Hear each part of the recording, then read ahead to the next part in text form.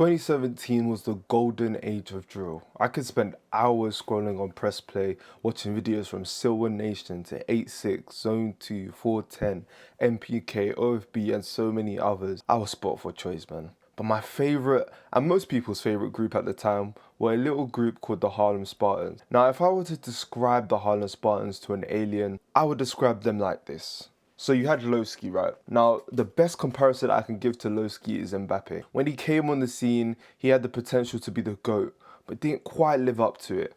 But nevertheless, still had a fantastic career. Then there was Maison Mac, considered to be the best rapper in the group. Blanco, the punchline specialist. Biss provided the cultural moments we'll never forget. Plus, there were a bunch of other artists who were affiliated and are part of the group, who provided so many cultural moments throughout the years, whether that be through dances like Grip, Grip and Ride, or the Harlem Bot, which has regained its popularity since the rise of TikTok. These guys provided us with so many cultural moments that many groups still pale in comparison, even though their run was so short-lived. I'll never forget, I was sitting in IT one day and I heard someone shout out, "All of the Harlem guys have been arrested." It felt like I heard a celebrity I loved had died. With the last moment of that era being no hook, the Harlem era unfortunately came to an end. And if you want to hear more from me about the drill era and my experience listening to it in real time, don't worry, I have a drill retrospective on the way. So now going into the 2017-18 drill season, things were looking bleak, with censorship by the police growing by the day, deaths of some of our favourite rappers, prison sentences and the stopping of shows. Drill was being pushed into a box that aimed to implode the genre. Then I heard this famous ad-lib, a name I had no idea who it was at the time, then learning this was one of 1011's ops who had passed away. What an entrance, what a way to announce yourself to the world. For drill standards, this is the equivalent of a quadruple entendre, an egregious amount of disrespect to paint the picture, we're winning this beef. This was my introduction to Digga D, and since then, this man has been on a warpath throughout the industry, with blackballing, attempts on his life, and a bunch of other things. Let's take a trip and a look at one of UK drill superstars and figure out how he earned his reputation and how he fits into this modern drill landscape. I think Digga D's best era was his Double Tap Diaries era. For me, a top 3 drill tape of all time. Even though hit making wise, Made in the Pirates may have had more hit singles like Blue Woo, Chingy, Toxic, Double Tap Diaries for me is a perfect blend of peak drill elements with producers like M1 on the beat, Ghosty and Walks on it. The best way to describe Double Tap Diaries is pure carnage, with classic songs like No Diet and Shorty Shane, where he takes us on a trip through his alter ego's perspective, which he often calls back to as he's aged to show that he's even worse since then, or Double Tap Days, where he's doing a similar thing but referring to himself as Dap. Then going bar for bar for me with one of the greatest lyricists that's ever been in drill in KO. The project was a great blend of violence and a glimpse of his rapping capabilities. But let me know in the comments below, what's your favourite Digga D project? So why do I still have faith in Digga D?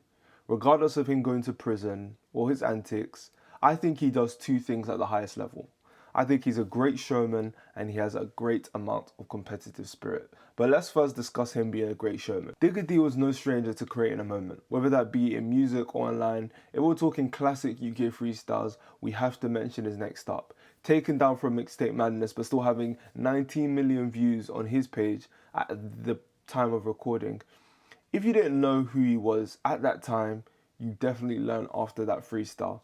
For me, a classic UK freestyle. Then you have his other freestyles, like his Man About Bars, where the iconic line and spawned a beef out of it, which I will discuss later in I Was the Only One My Age in West London with a Sniper. Digga D is no stranger to dropping amazing freestyles. And my personal favourite freestyle from him is this Daily Duppy, something I still listen to this day. And for me, that freestyle cemented that whenever Digga D drops a freestyle, I know it's going to be good. And not just lyrically, I think he's a showman. In terms of his visuals, I believe he's a pioneer as well. And I think Exhibit A for me is Voice. centralcee often wants praise for elevating visual aspects of drill and making it more colourful with a song like 6 for 6. However, in terms of shifts and drill rappers' dress senses going from artists looking like the people they were representing to rappers with a large amount of money buying a lot of designer, I would give that credit to Digga. I mean, just look at how he was dressing a year prior. But then you see songs like No Diet and Way, and he's beginning to come out of his shell and express himself more in terms of fashion. Digga D in 2018 started to carry the mantle and shift what was expected from a drill act, because no one could question his authenticity and his talent. So the fact that he was pushing himself creatively as well was greatly appreciated.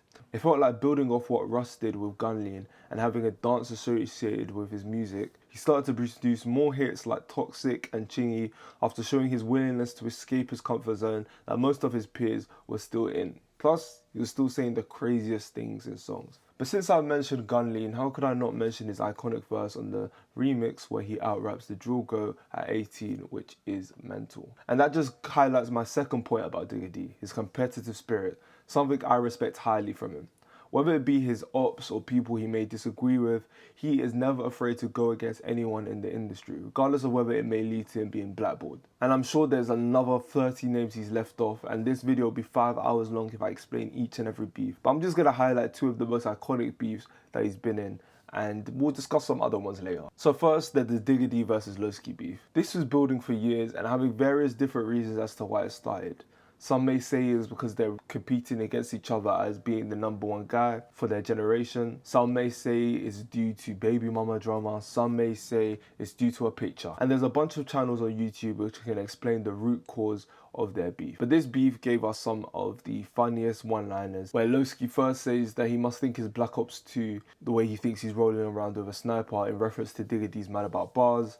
And then Lowski said in his Daily Duppy if he didn't go jail he would have had more than a mil, which led to Digga D responding in his iconic STFU, where he brings up the fact that he's been jailed multiple times and he's still been able to run up an M, claiming that there's no excuse. And then Lowski responded with one of the funniest diss tracks ever in Obsessed With Me. I mean, I'm gonna put the visuals on screen now, but the amount of Digga D references in this video is hilarious. And he was able to put all of his points against Digga D into one diss track. Now, moving on to one of his most recent beefs with centralcee, this has almost become a political beef where guys like Trapler Ross and Tanks want to side with Digga D because they believe he's more authentic and he's actually lived the life that centralcee raps about, and centralcee is just this forced caricature. We could dive more into that another time, but Centr fans believe that his success is because he was smart with his business decisions, he didn't go to jail, he has hit-making ability, and really and truly most people would want to be in centralcee's position. And now, most of the responses in this beef aren't necessarily street stuff, even though it eventually became that, mainly centered around women with the Tennessee bars. It almost feels like this beef is more so a proxy war rather than an out-and-out battle between 2 people who hate each other. And I believe both of them play into it. And in fact, I think the perfect comparison between this Digga D and centralcee battle is Batman versus the Joker. I view Digga D as the anarchist and the Joker in this situation, someone who wants to burn down the industry if it means his morals are intact. While Centr is viewed as a more tactical saviour and the mythical bridge that will allow the UK to finally enter the American market. Now, me personally, I've always preferred the Joker, simply because I felt like he's a catalyst and forces Batman to think on his toes. Plus, we've got some iconic stories centered around the Joker, like Injustice, The Killing Joke, and A Death in the Family. I feel as though the industry wouldn't be as interesting, or centralcee's story wouldn't be as interesting if Digga D didn't exist. With all the references he makes to Digga D, I feel like that helps in his momentum to grow. But let me know in the comments below if you disagree with that idea.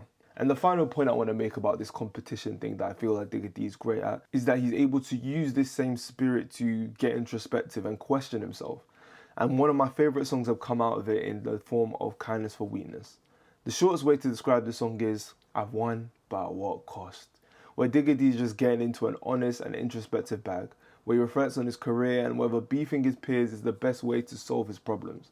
By saying, I question myself, like, have I made a mistake? Should I listen to these people when they tell me to change? A lyric perfectly explaining that even though being the industry crash out has some advantages and it causes people to love him and be attracted to him, now that he's older and has time to think about his decisions, it could potentially cost him being on one of his favourite artist Stormzy's album, because he doesn't like some of the people on there and his morals will allow him to be on an album like that. So now that I've put all of that out there, what's next with Digga D? With the rise in stature and Marlo P, Fredo on the run, and centralcee dissing him on his album earlier this year, here's my idea of what Digga D should do and what a dream album looks like from Digga D. First thing he has to do is drop a freestyle. I would say First Day Out themed, where he just gives us a glimpse into what's going on in his head. Whether he's matured further or he's spiraled back into the streets. I want to hear how Digga D has changed since he's been in prison. Then I think he should drop an album called One Last Chance. Now, I think he should drop some freestyles before then, But the reason I say one last chance is because I think some people are getting tired of Digga D always going to prison, and I think he should play on that because I think he always has the talent, but now I feel like he needs to take advantage of the anticipation around his name and really take the steps to go into that next level. So to start with, I think it would be great if he had an intro where he just explains to the audience what he's missed since he's been out and how he might be affected by things, whether it be his friend TY going to prison. I think another 2 hit songs similar to Blue or Chingy or Energy or No Diet, just to get the point across that he still got it, would be good as well. Then I think the next song he should make is a song called Only Space for One. I'll call this an announcement song where he just disses all of the guys that I mentioned earlier, whether it be Fredo, Marlo P, centralcee, and explains why he's the realest in West. Then a 10-11 track would be great. One thing I've always liked about Digga D is his collaboration with his friends and other peers in the industry. Whether it be Horrid One, ZK, Unknown T, Digga D is always able to collab with these guys and have an amazing back and forth flow, to me to you type flow. And I feel like that's an underrated aspect of Digga D's abilities. With classic songs like No Porkies or No Hook, I think Digga D is genuinely one of the best people to collaborate with on a song, because I feel like he always has that competitive edge to bring out the best in who he's with and also drop something that's hard. And then I think as well he should drop another song similar to Fiji and Okra. Maybe with someone like Sexy Red or another raunchy sex positive female rapper in the States. I think this would be a good way to bridge the gap, because I think his song with IVD did well, and even though it was leaked, and I think Fiji and Okra is doing well as well. And I think this would be a great way to gain a larger US audience. I'd love to see if he could possibly get Stormzy on this album and maybe have a song called In My Bag where him and Stormzy just go braggadocious for braggadocious, similar to what Asko and Young Ads did on their latest collab. I think this would be a good way to show the scene that he could do more than just rap about drill and, you know, really open people's eyes to his actual ability as a barrer. And especially with someone like Stormzy who people respect, this would be a great way to do that. Anyway guys, you know what I'm going to suggest next, a posse cut. And I think one with guys like Potter Paper, Unknown T, Little Tom at Rimsey. I don't know if he's cool with all of these guys, but if you could get a posse cut going with people who the streets rock with in terms of their bar for bar ability, I'm sure people would appreciate that. And it will really show his range and his ability. And I think it's a great way to get people talking about his album. And then an outro, I would suggest him saying his plans going forward. Is he going to shake things up or go commercial? But yeah, those have been my thoughts on Digga D. This has been a different style of video. It's just a voiceover with graphics on the screen. Let me know if you guys want more of these, because I can churn these out a bit quicker than me going to the studio and recording. But let me know in the comments below, do you think Digga D still has a chance to become the guy that everyone thinks he is? Do you think he can still grow? But yeah, those have been my thoughts on Digga D. Let me know in the comments below if you think this is his last chance. Where do you think his career is going to go next? But it's been your boy Jay to the Izzo, and I am out.